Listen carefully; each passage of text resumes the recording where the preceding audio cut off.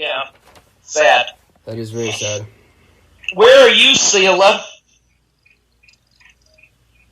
Where does she... Yeah. You. I think she's Where does she live? Texas or Arkansas. Where do Oh, you sorry, live? I couldn't understand if you were saying my name right. It's Selena, like the singer. Selena? Okay, Selena, where do you live? I'm kind of close to Houston, Texas. Oh, cool. Were you Close, then. You know a flood Corpus. When you years said... ago? Oh, go ahead. Oh, I couldn't hear. Were you affected in the flood? Absolutely, yeah. So We have them fairly consistently. I'm so sorry. Yeah. So but yeah, right now we're all pretty much shut down. So everybody's doing a good job over here of cooperating, except for parks. Everyone wants to go to the park for some reason, but otherwise we're doing okay. We're a really big city, and I'm an EMT. I'm a first responder. Oh, wow. So I was in your city hospital once off of an airplane. I fell on an airplane, and they took me to some hospital. mm-hmm. We have a lot. We're one of the biggest medical centers in the United States. So yeah, we're busy, really busy. Yeah. Yeah, it's got to be scary right now as an EMT, not having whatever those suits are. Do you guys have enough masks and stuff? It is scary. I think the scary part is the lie that they're telling us that there's scarcity. When it's not scarcity, it's greed and hoarding and all these companies that don't want to sell to us at like a decent price and stuff like that. So that's what we're having a hard time with. Yeah, that's what the governor of New York was saying too. Yeah, It's like eBay to get medical supplies. To me, it's not. It's man-made scarcity is what's happening. Well, if any of you are Trumpians, I blame him for the fear. I don't know if we'll get into politics, but I'm going to take this opportunity to actually jump in. Caleb knows what I believe about the president. Well, Rob, we're not going to go there right now. Okay, sorry. Let's get this rolling. That was actually kind of an appropriate segue there because I wanted us to start with kind of a getting to know you thing. And Rob, you prompted like 3 of the 4 questions that I had of like where you're from. I'm sorry. That's great. Chatterbox. It's an organic transition. I appreciate that. And I think my mom is here now. Mom, are you there? Jenny? Hi, Caleb's mom. I think my mom. Hi, Caleb's mom. On us. We don't see her. We see her name. She's around. Anyway, so I think she's here too. But yeah, so Selena, maybe if you want to kind of, if you're comfortable with it, if you kind of gave us most of your bio there, just where you're from and who you are. But just kind of some of the prompts I wrote, and I thought we could just kind of go through everyone real quick, just so we know who everyone is. But I just kind of wrote down like your name, if you have any preferred pronouns you want to let us know about, where you're from. I guess maybe where you work, which you kind of got into that too, Selena, with being an EMT and how COVID has affected you and if you're doing anything to pass the time, I guess right now is kind of the direction I was going. So Selena, if you have anything you want to add, and otherwise we can just roll on through everybody. My pronouns are she, her. I don't know what else to add other than that. I keep to myself, so really it hasn't been all that much different from my normal life. The only thing that's changed is I was in school to become a paramedic, and they've moved everything online. I can't do any of my clinicals. I can't do any of my skills. That's been a big bummer and kind of frustrating because this was supposed to be just one semester. And now it looks like it's going to be kind of dragged out. So, but I understand why it's all happening. And I think I'm a little disappointed that we did this kind of late. We're a little delayed in the United States of doing these measures. But, at least we're doing it now. So, donate. I would encourage everyone, donate to your first responders. We really need all the donations. What should we donate? If you have any extra PPE, any extra gloves, N95 masks is best for us, but really any masks are good. If you're making masks at home, those are nice to donate to us as well. We may not wear them while on the job, but having them for our families or at home or whatever. It's, I don't know, like, buy food, deliver a pizza to a first responder, small things like that, because it's kind of crazy out here. It's like the Wild West for first responders. So I don't think Tulsa's been hit as bad yet, but our governor isn't doing much. So yeah, but I guess that's it. I guess that's all I have to share. Right. Well, thank you for sharing. Thank you. Cool. Let's go. I'm just gonna go down my list how everyone signed up here. Josh, why don't you tell us who you are and what you be doing? Josh, I'm from New York, Long Island, and I'm a graphic designer. So I'm working from home. I still work full time, so that is helpful. And isolation hasn't really affected me that much. It just keeps me from having to make excuses to not see people, and now it's kind of just like state mandated. So just like kind of takes it off of me. So, but other than that, nothing's really changed. Because I still keep my same hours, so I have the same amount of free time after work, and then play a lot of video games, hang out with my cat. Nice. That's about it. Are you in Jersey or New York? No, New York, Long Island. And is it a ghost town in Long Island? No, because people don't stay in as much as they should. So every once in a while, like, you'll be walking down the street. Like, me and my wife went for a walk at lunch just around the block, and we didn't see many people. Oh yeah, hey Jess, I see you back there. Everybody is still like out and about and everything like that. So it's really annoying. Not as bad as it has been, but they had our town park. They had to close down because so many people were going there that it just defeated the purpose of it. So I don't know what they think isolation is, but it's definitely not what they were doing. How big is your town? I mean, Long Island's a pretty big place, but I just live in one town on it. But like, I don't know, it's just like a normal sized town, I guess. It's okay. So like the town of Babylon, there's North Babylon, West Babylon, Babylon Village. Shut up! Stop! Sorry. So I guess that's all for me, I guess. Thank you, Josh. And Josh, you can hear Josh has been on Meet Your Congregation and spoken at Revolution. My friend Peter, listen to it. Like and subscribe. No, yeah, give us your I demo. listened to your sermon, Josh. Oh, it's got a strong New York accent, and I jump around a lot and say So. Thank you, Josh. Rachel, why don't you step on up? We'll go from New York accent to Wisconsin accent. There you go. Okay. I'm Rachel, she, her, and I live in South Minneapolis. I've lived here for over a decade. And I have two jobs. One job I work for St. Paul Public Schools as behavior support. I'm going to school right now for becoming a case manager for the school district. And servicing children. oh, thank you. Thanks. It's been pretty crazy with the school shutting down.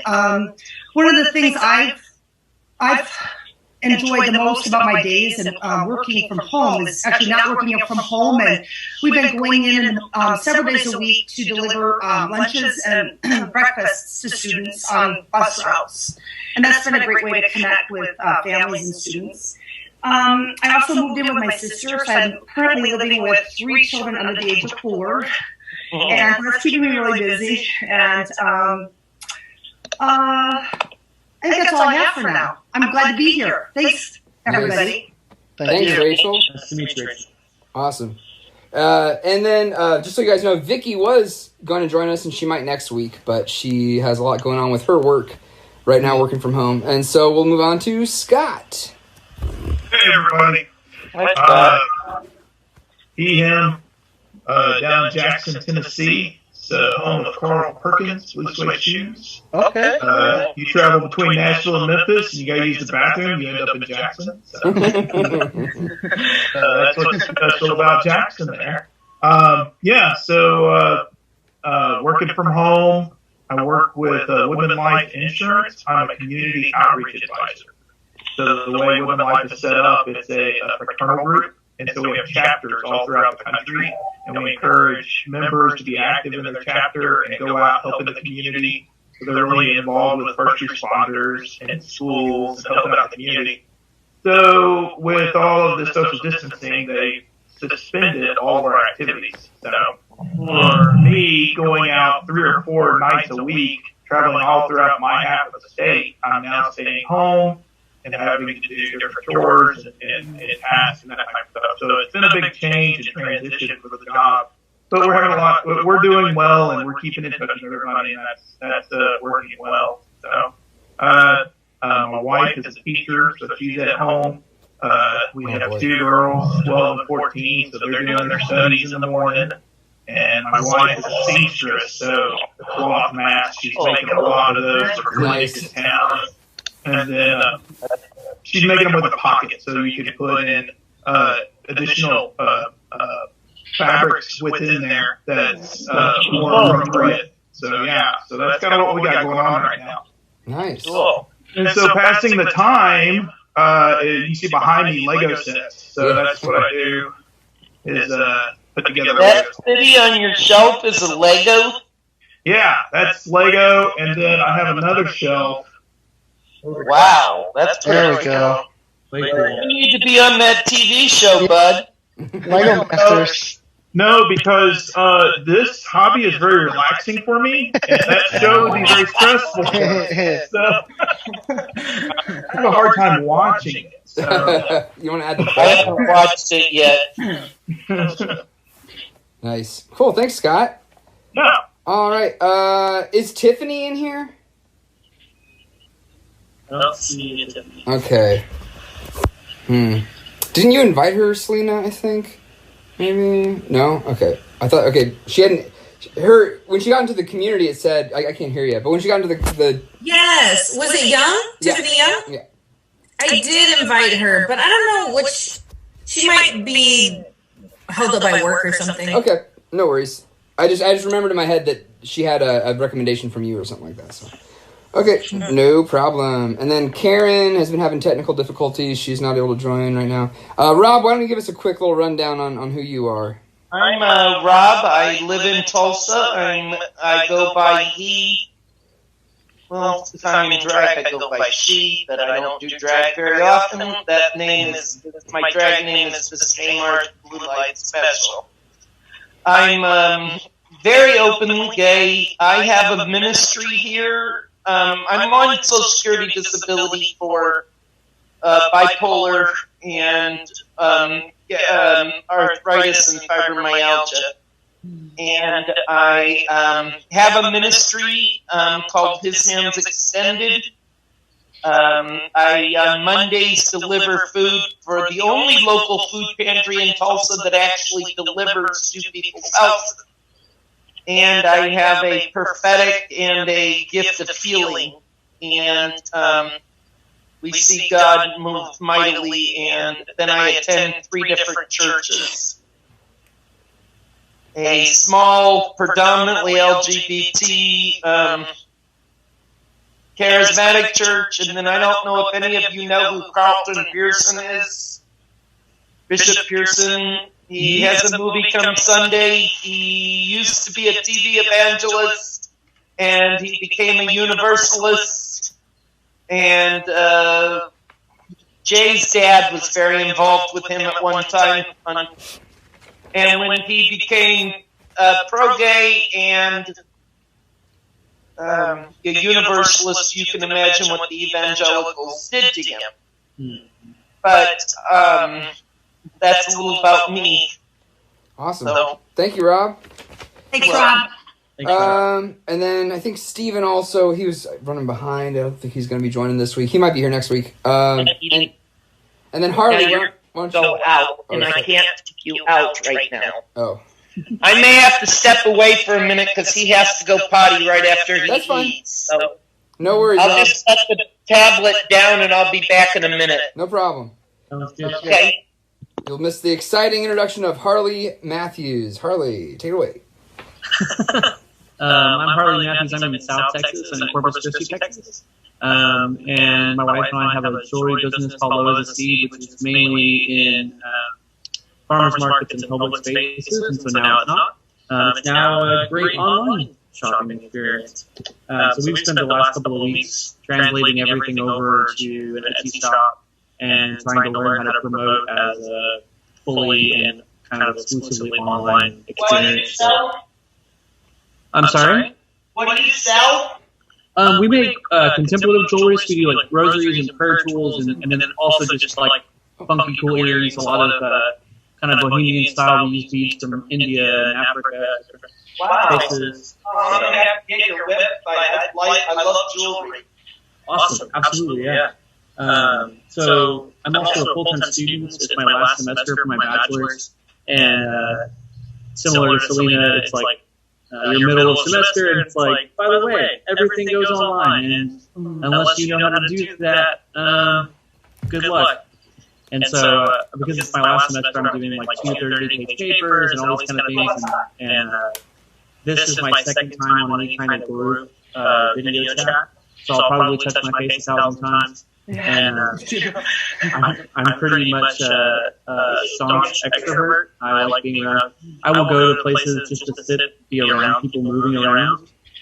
So this has been really awkward and weird for me. So I'm trying to learn to embrace that this is that also. It's not as easy. So Yeah. that's kind of what I do. Cool. I got so much anxiety just hearing that you go out and seek other people to be around. I'm like the opposite. I'm like, oh god, there's too many people here.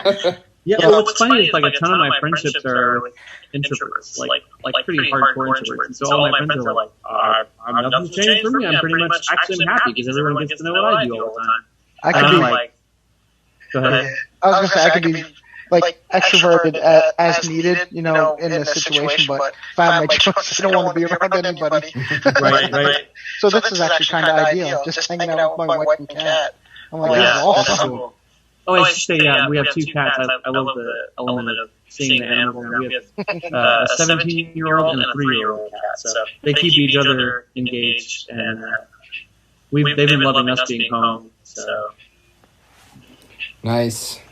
And we should say for safety reasons, I want to make sure everyone has their device they're streaming from 6 feet away from them, so no one catches anything here. Yeah, no one would be able to hear us. Yeah, don't cough on your iPad. Thanks, Harley. Thanks. Oh, yeah, you're welcome. Absolutely.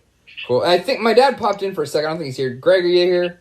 I don't think he is. My parents are very I'm curious. seeing both of them, but they're both muted. Oh, there he is. Well, they're just eavesdropping. mighty Oh, there's computer. Dad. Hey, Dad. I like that I keep pointing you. as people can see. You want to give a little intro, um, Pops? Give yourself a little yeah. intro? Oh, and I'm in my home office, probably working all night. And that said, I'm essential, which I like being essential, always. But it's a great group, and I really enjoy what I've seen so far, and what you're all up to, and all the support Caleb said as well. So yeah, here we are. Here we are. Cool. So, as I think everyone is aware, we're going to be studying 1 John.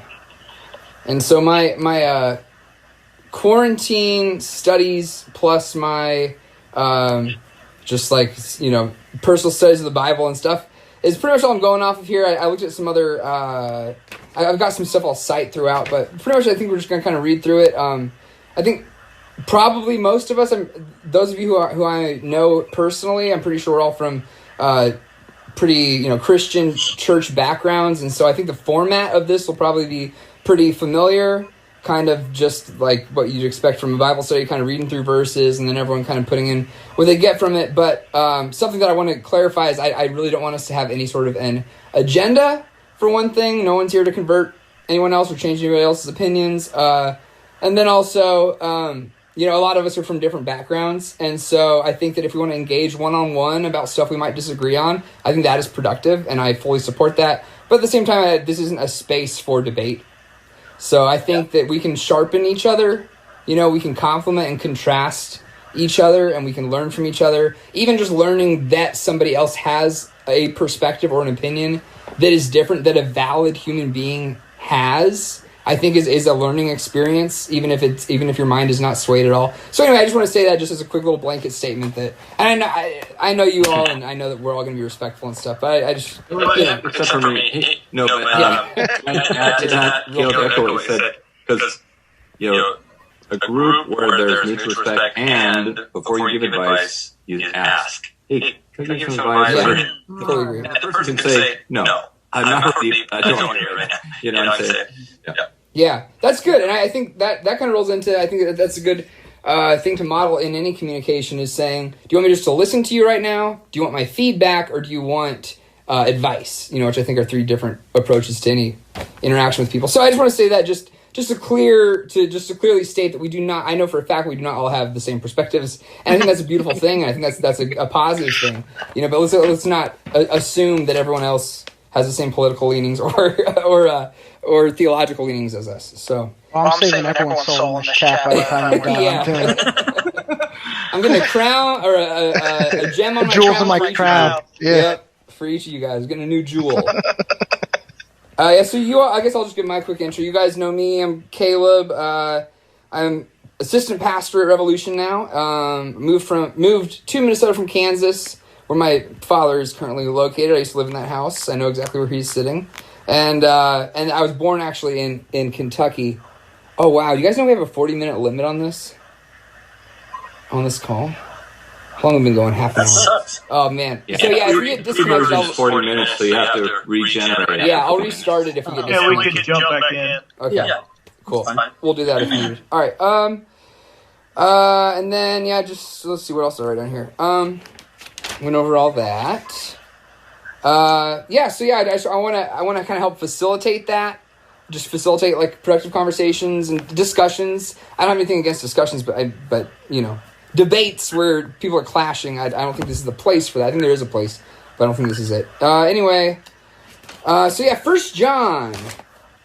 We're gonna be reading through 1 John, and I'm gonna give a real brief. I'm by no means, you know, I'm not a seminary grad or anything like that, but just briefly what the common held kind of perspective is on the book of John and 1st, 2nd, and 3rd John is that it's from kind of the same school of thought in Christianity. It's Johannine texts. So I guess originally it was presumed that the author of John and the disciple were one and the same, the Gospel of John and the disciple were one and the same, and that he was the same guy referred to as the elder who wrote the ecclesiastical, the letters of 1st through 3rd John. But you know, that's up for debate. That's neither here nor there. The point, I guess, is that John's written probably to a church in Ephesus about 100 AD or so, maybe like 90 to 100 AD. It's written to a culture that is familiar with Christianity as an established school of thought. So it's a Christian, whatever that meant at that time, writing to other Christians. But as it's a new religion and a new school of thought, there are like, you know, what they would call false teachers or false prophets coming into these established church plants and kind of selling like a snake oil version of Christianity as the author sees it. And so a lot of the letters are in 1 John, and hopefully we'll maybe go into 2nd and 3rd John after this with maybe another group or anyone who wants to stick with it. But it's pretty much talking to an established church about how to deal with people who are not showing Christ-like traits or not showing love in their teachings and are kind of trying to pirate the established Christianity. So we're gonna start, of course, at the beginning with 1 John. And just as kind of an assignment for next week, it's pretty easy. I think we should read 1 John chapter 1 and John chapter 1. And even though they're probably by different authors, they have a lot of parallel language. And 1 John chapter 1 kind of focuses on God as light and how the church is to interact with each other with that as a presumption of the nature of God. And then in chapter 3, it starts focusing on God as love. And so none of the ideas presented in 1 John are brand new thoughts. Most of them are actually laid out in the Gospel of John, kind of this esoteric idea of the Word as God, and almost kind of reclaiming some terms from monotheism and redefining them, and like saying, God can be the church. God can be us to each other. We can be Christ to each other. And I personally, in my theology, I kind of approach that almost as marrying that with humanism and saying we as the people, as the body, as the church are Christ to each other. This is literally mandated throughout the gospel. And so that's a big reason to me, and just the language of God as love, and not having to know the character traits of this Yahweh, or not having to know the legal structure of Judaism, but just God as being a universal idea of selfless love is a really powerful idea that's communicated throughout 1 John very, very strongly. And so that's just kind of my general overview. That's probably the most that I'll talk on my own in a little spurt. That's about all that I had kind of written out for this first meeting. But I thought maybe if anybody else has any ideas, they want to talk about stuff that they've liked from other Bible studies or stuff that they've disliked, and we can kind of take this structure of Bible study, this evangelical Bible study thing that we're probably all somewhat familiar with, and maybe tweak it to meet our needs and kind of organically make something that'll work for all of us. If anyone has any... Can I ask a question? Oh, I was just asking if anyone has anything they'd like to share with us that they've liked from other Bible studies or disliked from other Bible studies that we can try to kind of keep in mind with how we structure ours. I haven't been in a real Bible study in, I don't know, I have a short-term memory problem, so. Oh, no worries. Sorry. Can I just ask a question? What churches besides Revolution do y'all go to? That's a good question. None? Josh? None. No, I grew up Presbyterian, and then in college it was the Christian Missionary Alliance, and so that's they're both a good combination to make me run for the hills and not want to be part of church. But I'm trying to fix that. Nice. I attend St. John's United Methodist Church, and partly because they host a heavy metal service once a month, and so we work with the local hardcore scene and work with that. So those are the two that I connect with otherwise, and a couple of spaces. Is it like any sort of metal and hardcore, or is it like Christian-based metal and hardcore? The house band writes their own music, and it's kind of liturgical in that way. Like they have a lot of bits. I mean, it's kind of like your general hardcore themes. Do you like, Harley, or any of you that are into metal, like in this moment, Maria Brickup? I don't. Ironically, I work with that group, but I don't listen to it. Yeah, I don't listen to metal. Do you know Maria, Harley? No. Said you work with them. Oh no! What I was saying earlier about the group I work with that does the heavy metal service.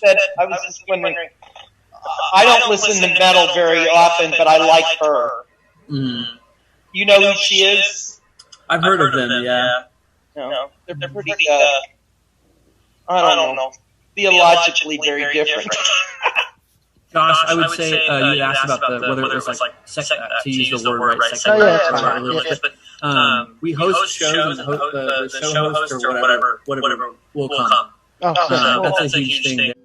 And now my video's off. Oh, brother. Chat. Here we go.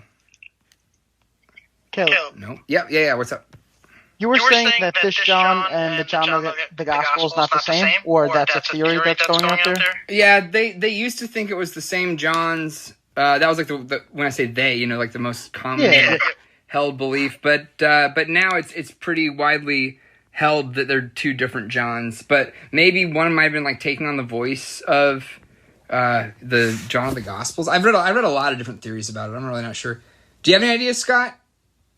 Yeah, you run into that with Paul's writings too. A lot of people they would latch on to a well-known author to present their views as well when writing letters and writing congregations and stuff like that. And so they use the weight of that person's name to help get that across. And so they kind of discover that, and they look at the style of writing and the language it was in, and try to determine if it was really the author that we think it is, or if it could have been somebody else using that as a pseudonym. So.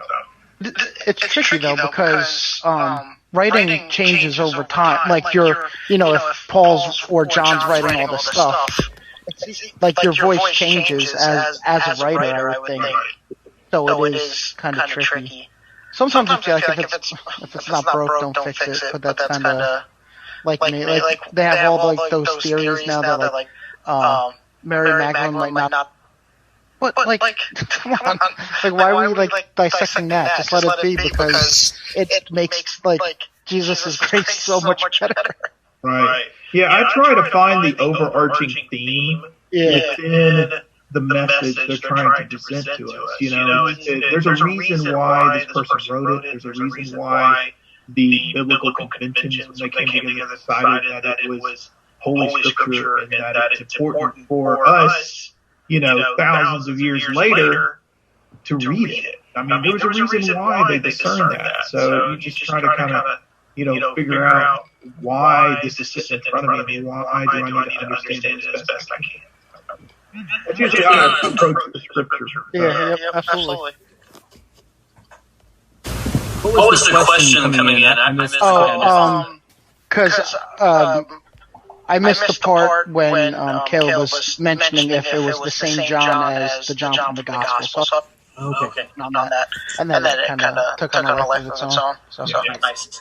Yeah, it's the same school of thought, and it is really interesting. So I don't want to get too much into this until everyone's back in here again. I'm like on my phone trying to message people, and then also here on the Zoom. All the dings, right? Yeah, I know. We'll get it down. Like my Sunday school class, we had our first meeting Friday, and we had to restart like 4 or 5 times. That's how long our meeting went. So this coming Friday, we'll be on game, Yeah, totally. You'll just go, hey, the timer's coming up. We know to stop conversation. We'll log back in here in a minute. Yeah, and the thing too is I was considering using like a different app that lets you screen share and stuff, and like nothing's like made specifically for this. Oh, is there one on here? Okay. I also saw I can get rid of the 40-minute time limit by scheduling the meeting. Selena's nodding like that's obvious. I didn't know. I had no idea. So I went ahead and scheduled Would that get rid of it for the free version? Does that get rid of it for the free version? Yeah, if you schedule it in advance. Yeah, I was on my first meeting was like 2.5 hours, and with a friend of mine, and we never got kicked off. It was a scheduled appointment. Okay, because I know also if someone, maybe the host pays for it, which I don't know why you would do, Exactly. but then it doesn't cut out. That's right, yeah. Can I throw something out there? Please. I don't want to interrupt anybody. No. So I don't identify as a Christian, and I practice witchcraft. So my approach to studying the Bible is not. I really don't like to approach it like a Christian, because there's so many assumptions that you come to the text with when you identify as a Christian. I grew up evangelical. I'm a minister's daughter. Which is part of why I probably practice witchcraft. It's all started to come into focus. But when y'all were asking what church you go to, I wanted to be like, oh, Church of Saint. No, I'm just kidding. I'm sure that wouldn't have even been a problem. We would be Yeah, like, I don't cool, think tell me so. more. I'd be like, Satanic Temple? Yeah, okay, cool. I'm not atheist though, but yeah. Anyway, I think coming from my background, like again, when we would come to the text, there was always like an assumed like, yeah, this is just the understanding. This is the general way to look at the text. And when I started to get away from Christianity, and I started to talk to rabbis, and I started to talk to people that studied the text in the original language, I realized how different it is when you counter and factor in the original language, and how actually there's more up for interpretation that way, because the language evolves and changes so much over generations. So anyway, my thing is I really hate the evangelical fundamentalist approach to literally like taking the text from the NIV and just saying, okay, this is it. So my I guess 2 cents is, if we could study it in a way that it's not an assumed Christian perspective and assumed, shared theology, that the text could be studied in a way that it's broken down, where there's context and history and language, and all of that kind of factored in.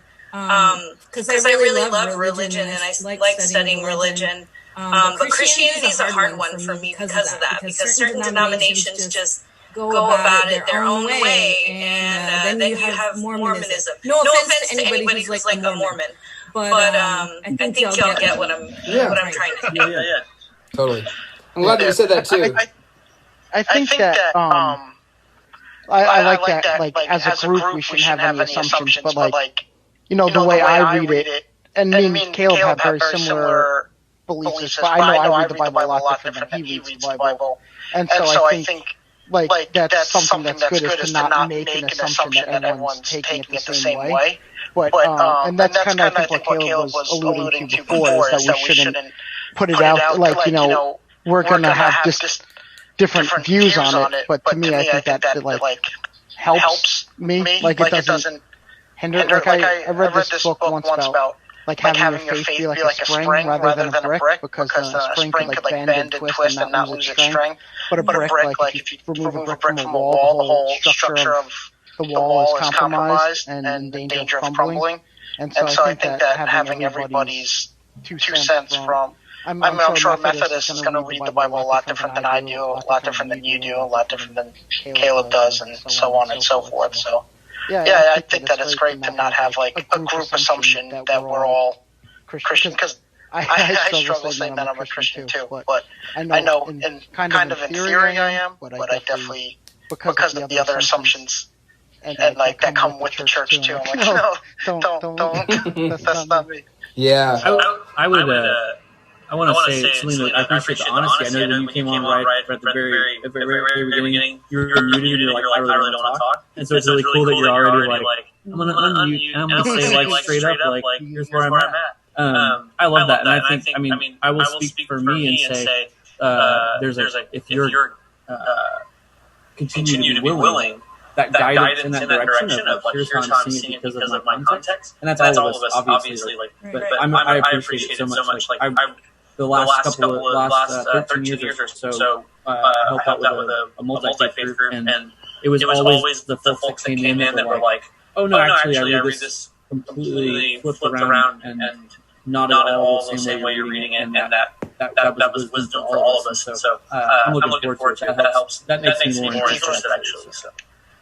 And actually, I'm going to jump in here. I unfortunately have to leave in the next couple minutes.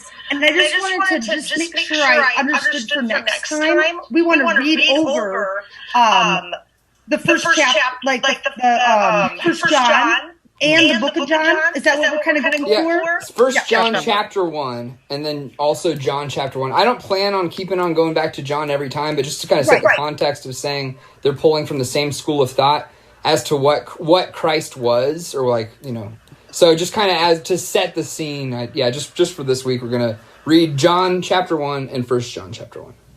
Got it. Okay. Thanks a lot, and thank you, everybody. Thanks, Rachel. Thanks, Rachel. Yep, looking forward to seeing you next week. All right, see you then. All right.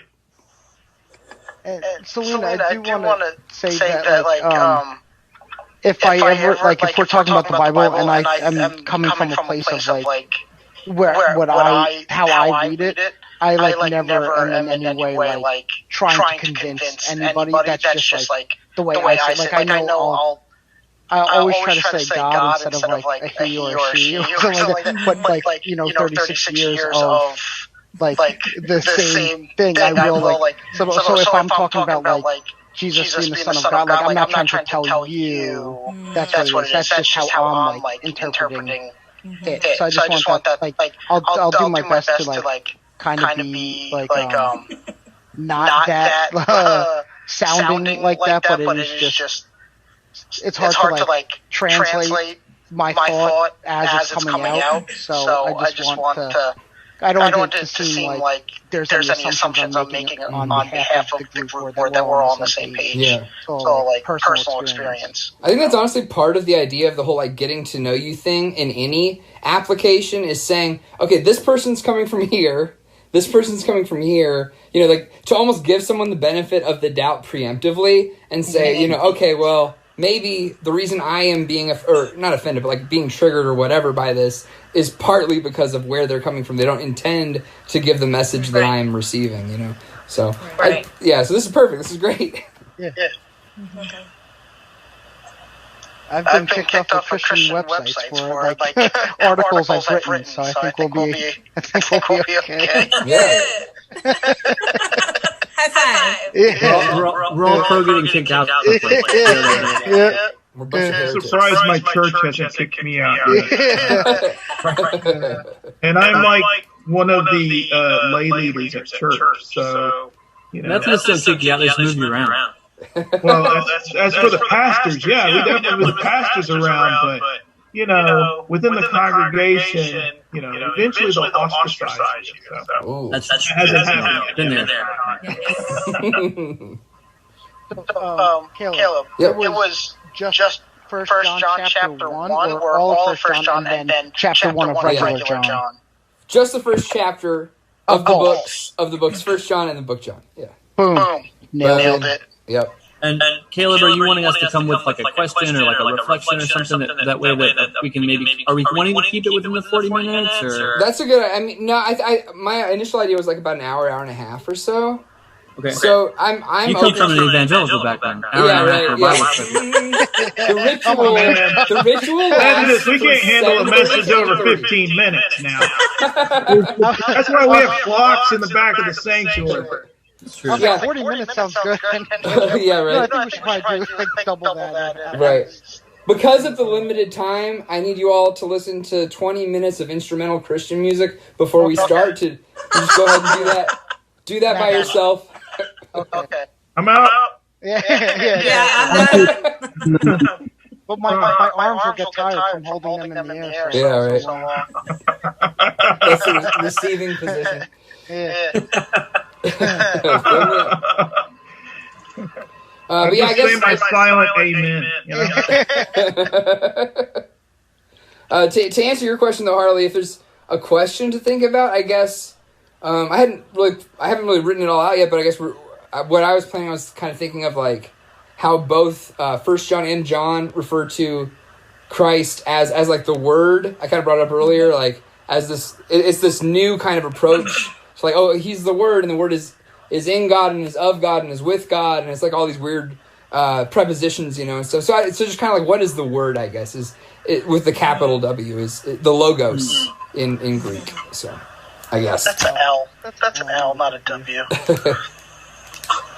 I'm a super nerd, so I'll fully admit I'm typing things down, and I someone else was writing something earlier. I'm in school too, so it's like, oh, do I have to do this in like Times New Roman 12.5? Yeah, there will be a test. Yeah, I figured as much. Yeah. But it's at the end of our lives, right? And that's the same. Yeah, I'm uploading all of this footage to the cloud. The cloud. With the capital C, Yeah. So this is all going to go into the Lamb's Book of Life. So watch yourselves. I'm pretty much, if I'm kicked out of anywhere, I'm probably kicked out of that book. Like I get no footnotes. There's no footnotes in that for me. That'd be the lamest book anyways. Jesus would not be in that book. Criminal, broke the law of Judaism, broke the law of the land, of, the Roman Empire, executed on a cross. Here we go. Here's my little can of worms. But if he's, and this is again from my assumption of believing the Bible is true, if he didn't come to change the law, but to fulfill it. So every time it's seen that he was breaking the law, he would know the actual true context of the law as it was written. And it would be that he was not actually upsetting anything. He was just kind of being like, no, you guys are just thinking about it, like way overthinking about it. Of course, I'm going to pick my ox up out of the ditch if it falls in there. Are you kidding me? Right. Yeah, my 6 foot distance doesn't happen when someone's injured. Yeah, exactly. Yep. Ooh. Oh. Yeah, how would Christ break the law of Corona? Dang. The quarantine. I'd be like, I want to help you, but it's closer than 6 feet, so. Yep. So I'll send them thoughts and prayers. Oh,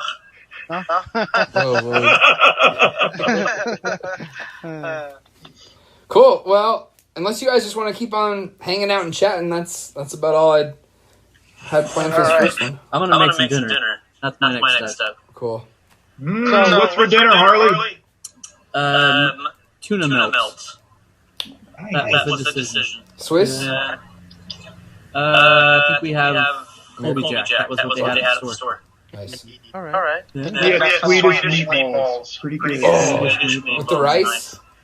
Oh. I have buffalo wings, so I'm set. Oh, jealous. Did you order out or did you make buffalo wings? Ordered out. Nice. Yeah. We live in an apartment with a small kitchen, but hopefully within like a week or so, we will be closing on our house. And That's then right. we'll have a bigger kitchen. Wow. Yeah. That's exciting. How much emphasis did you put on the kitchen when you bought your house? A lot. If like my wife's in there, like I can't like open a drawer now, and like or if she wants to get to the refrigerator. It's like that commercial when everyone's like standing on each other's shoulders and stuff like that. So, but yeah. Nice. All right. So again, it was all of the Old Testament. Yeah, all the Old Testament. Yeah. And then the first chapter of the Book of John. Got it. Yep. Leviticus, you gotta read through 3 times. Okay. Yeah. And then cross-reference that with any Psalms and Lamentations. And Correct. Got it. And then I need you to print out the Bible matrix, on some paper, and then cross-reference that with the Latin Vulgate translation of the Bible. Okay, and we want footnotes, right? And headers. Yes, footnotes. Arabian footnotes, not any other style. We can't. Okay, yeah. I want you to compare and contrast the Koine Greek with the standard language of the time. So. Got it. All right, we're on it. Sounds good. Cool. All right, so it's same time next week? Yep. Same bat time, same bat channel. 7:30. All right. Oh, your dad just went again and we're leaving. Sorry. Sorry, Dad. I was listening to it with so I heard y'all. Oh, nice. Oh, boy. Yeah. Yeah, you can hang out. No, good. They're gonna ground me. That's funny. And Caleb, you're just a reference back. You are recording and then you're gonna post it on the Facebook group, but not the page, right? I was planning on posting it on the Revolution page if y'all are comfortable with that. If not, no worries at all. But that was I'm good. The plan. I just wanted to make sure where it was going to be. Yep, just on the Revolution page. That'll work. All right, team. All right, see you next week. All right, See you guys take care. later. Adios.